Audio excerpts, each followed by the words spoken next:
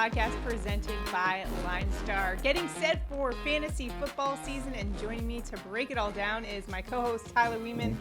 I'm Shannon, Sommerville. We are going through the top 5 most undervalued in fantasy football drafts so far in Underdog Fantasy's best ball drafts. And I'm really excited to get into football, first of all, is right around the corner. So if you don't have Underdog Fantasy already, make sure to download the app and use the promo code LineStar for up to $100 of your first deposit match.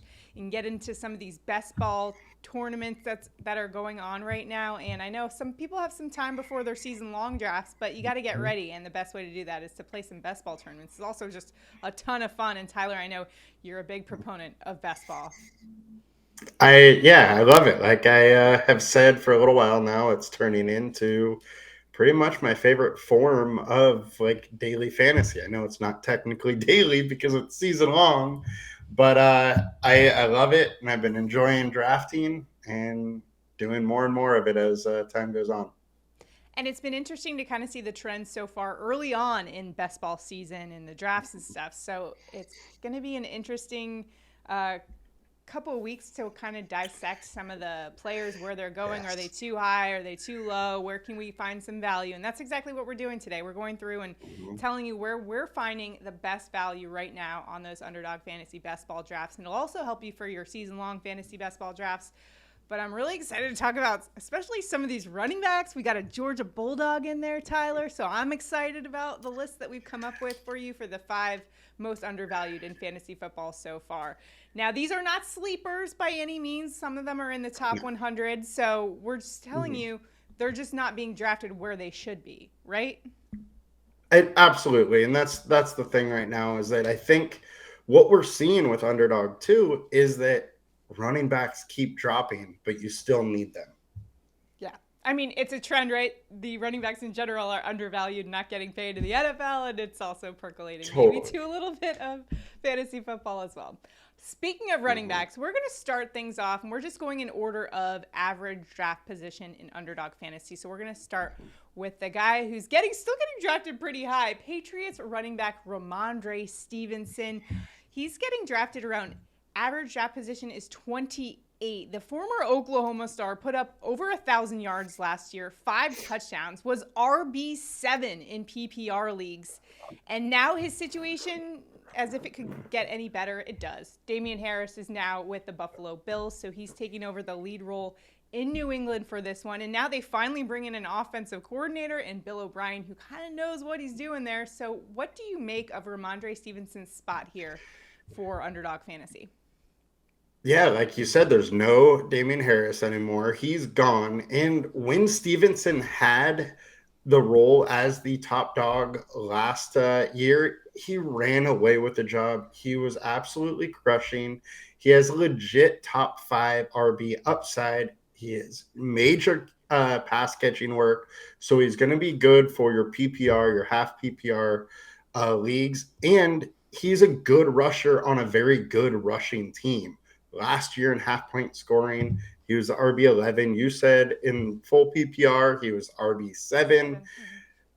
He's good. He's a legit, extremely good running back, and might help him a little bit as news is breaking today that DeAndre Hopkins has been saying that he's going to sign with the Patriots, and he's been telling other teams that. Yeah, I think the New England offense as a whole, man, if DeAndre Hopkins joins that. And another thing, I know that there's Patriots fans out there that are a little unsure of what the season is going to look like for them. But, I mean, listen, Mac Jones is now with Bill O'Brien. And the story with Bill O'Brien is that he's actually implementing a lot of the same plays that he worked at Alabama. And so it's interesting because Steve Sarkisian in 2021 ran the offense for Alabama. Then Bill O'Brien comes in to take over those duties because Sarkisian went to Texas to be the head coach there. Well, Saban loved his system so much, he said, Bill O'Brien, you got to run this thing. And guess who really did well in that offense? Mac Jones. And then who stayed on campus to help teach Bill O'Brien that offense? Mac Jones. I think this Patriots offense could look, a lot better than people anticipate, and especially with DeAndre Hopkins if he signs with them. And if they get Hopkins, they've already signed Juju. Like, this offense as a whole has gotten better. And we know Bill Belichick absolutely loves Rhamondre Stevenson, bringing it back to Stevenson here. And they want to give him the ball. He is their best rusher. It is the Patriots, so there is some room for, them to bring in multiple running backs. But I think he is going to be able to get enough work from rushing and receiving that he's going to pay off his ADP plus right now. And we talked about that Alabama offense. What is it predicated on? The run game. That SEC running back play calling is definitely going to benefit Rhamondre Stevenson in this one. Mm-hmm. So a good play there. Next up on our list here, we're going to Cincinnati and talking about Bengals running back Joe Mixon, currently at ADP 42. Now, this is an interesting position here. Last season, under 1,000 yards, just 814, 7 touchdowns in 2022, which was down from his previous year. He had over 1,000. However, he was still RB10 in PPR leagues, and he was a little bit less effective last season. And okay, Tyler, we got to talk about this one because the concerns are he is dealing with some off the field legal issues due to an arrest warrant for aggravated menacing back in February the 2nd. Now the charges were dropped and then reinstated. So there's a lot of murkiness in general is the best way I can describe the situation around Mixon. How do you approach this from a fantasy football perspective? This is how I'm looking at it. One thing is the team brought in pretty much nobody. They lost Samaje Perine. They drafted a 5th-round rookie, but nobody else. So if Mixon isn't their guy, they're really going to be struggling at the running back position. So with that being said, it shows me the team is putting their faith in Mixon, and I don't think the team is worried about his legal issues for at least this season. Mm-hmm. And if they're not worried about it, I don't think we should be. And like you said, I mean, he was 10th in full point PPR scoring. He was 12th in half point. The offense is extremely good. They're going to be in positions to score the ball. They've been looking at their offensive line and stepping that up. They signed Orlando Brown. So I think as a whole, the offensive line is going to get better and their faith is in Mixon. And so I don't think we should, veer away from that either. Right. And it's similar to a situation that you actually reminded me of in Alvin Kamara last year. We were kind of waiting on these legal implications. They didn't even happen or really affect anything for the season. So this could be a situation there. And if Mixon's in the game, he's going to be an impactful player, especially as you mentioned, Samaje Perine no longer there. And they bring in Orlando Brown, former Ravens offensive tackle in this one. And he was actually teammates with Joe Mixon back in Oklahoma. So reuniting those guys together, getting that offensive line a little bit better. Good things for Joe Mixon there. All right, next up. Another thing I'll add real quick with, because we're talking Underdog and Best Ball and they're using their ADP in this. Mixon has huge blow-up games, and so that really helps you, especially if he ends up having one in the playoffs or a couple in the playoffs. Those real high highs that he could have, not many other people have it. So yeah, definitely. This next one, Tyler, I think is my favorite of all of the players we're talking about today, and that's Chiefs wide receiver Kadarius Toney, ADP 63. Last season, just 16 receptions for 171 yards and 2 touchdowns, but he dealt with so many injuries. He was on the Giants, then traded over to the Chiefs. Listen to this stat, though, Tyler. He ranked first in targets per route run among all wide receivers from Week 9 through the Super Bowl.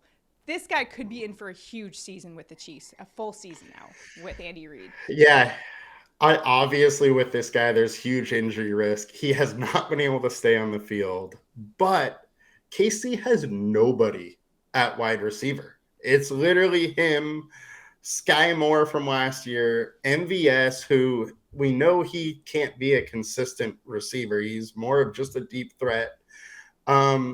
So if Toney cannot be the guy, they're going to really struggle at wide receiver. Most likely they will have a similar outlook like they did last year where they're using, 4 guys or whatever. But with that, Juju was still the wide receiver 28 in half-point scoring.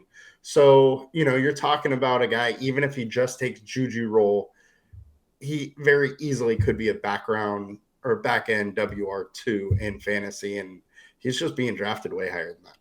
And I mean, the Chiefs are going to have someone other than Travis Kelce to catch the ball. I mean, Kelce can catch the ball a lot, but I mean, they have to have another reliable option. Another thing, Matt, is, man, Kelce's getting old. I don't want to say the drop off is going to happen this year, but it's going to happen soon. And with age comes a little more injury risk. Mm-hmm. If Kelce was to miss, Toney's workload would just go through the roof. And he's young. First round, 20th overall in 2021 draft by the Giants. The Giants obviously thought very highly of him, didn't work out with them. But if there's any team that can make a situation work for them, it is the Kansas City Chiefs, the defending Super Bowl champions, for sure. And the Chiefs paid decent capital for him, too. Mm-hmm. So they believe in him. For sure. All right, let's go to our next player here on the undervalued list, and we're going to Minnesota Vikings running back Alexander Mattison at ADP 65. Now, in 2022, he had just 283 yards and 5 touchdowns. I feel like I've seen Alexander Mattison's name everywhere. Everyone's talking about him potentially becoming such a breakout star in fantasy football because Dalvin Cook no longer on the Minnesota Vikings. How do you evaluate Mattison's fantasy football stock? I mean, I can't believe he's still being at ADP 65. This is a guy that every time he takes over for Dalvin Cook, he absolutely takes advantage of it. He is a good rusher. He can catch the ball well. He can absolutely carry this load, and he's been an RB1 every single time he's stepped in for Dalvin Cook, who, by the way, was last year's RB10 in half-point scoring. So not only is Madison good, he's taking a role that is very valuable. The one thing that I do worry about, and here are some stats to illustrate your point, Tyler. He had PPR finishes when Dalvin Cook was not in the lineup back in 2021, RB7, RB6, RB8, RB13. He definitely can put up the points, and I know a lot of fantasy football owners salivating over the opportunity here for Madison. What I am concerned about is Kevin O'Connell as head coach.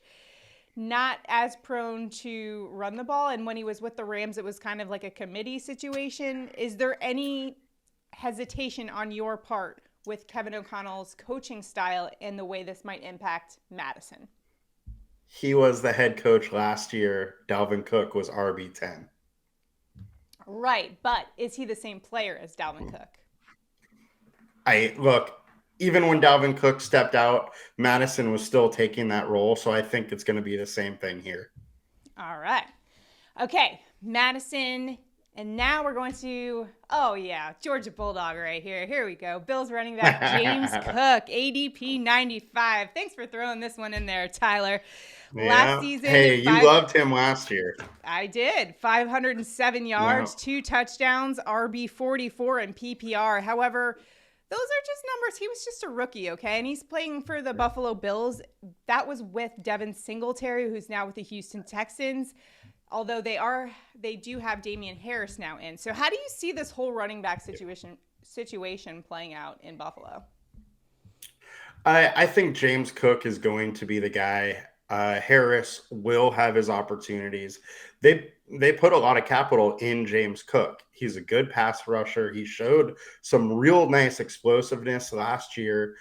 The biggest worry for me, not only Harris, but it's Josh Allen. Josh Allen getting those close to the goal line rushing touchdowns that we know he's gotten over and over again throughout his career. The one thing with that is quarterbacks rushing touchdowns usually start to decline as they get older.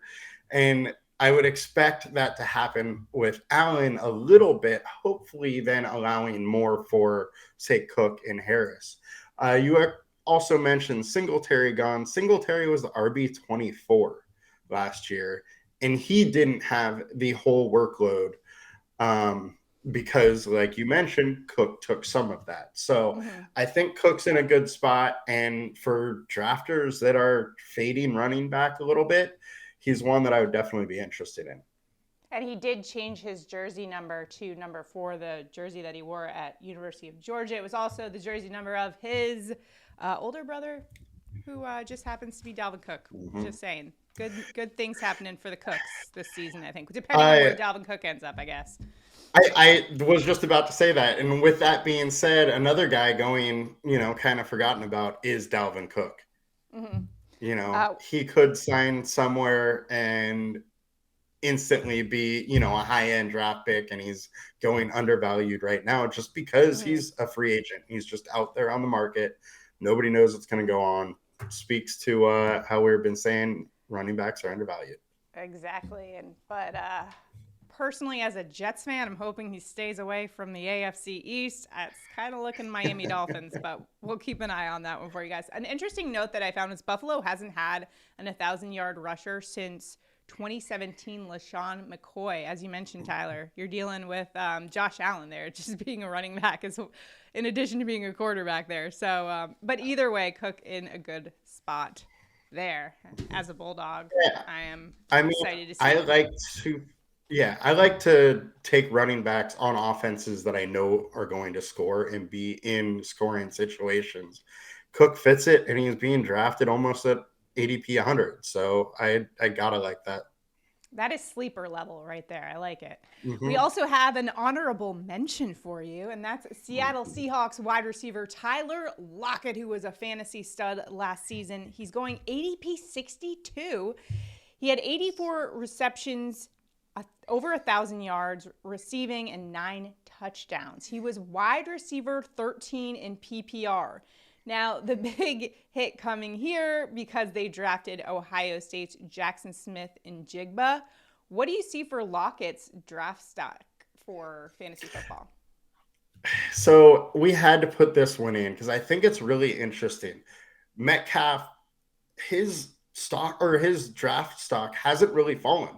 It's still pretty high. Back end round 2, top of round 3, kind of similar to what it was a couple of years ago, but yet Lockett's value is way down, even though he actually outpaced Metcalf in fantasy scoring last year. So I think it's interesting. I think people should be taking shots on that team, and that offense as a whole, is probably a little better than people are thinking that it is.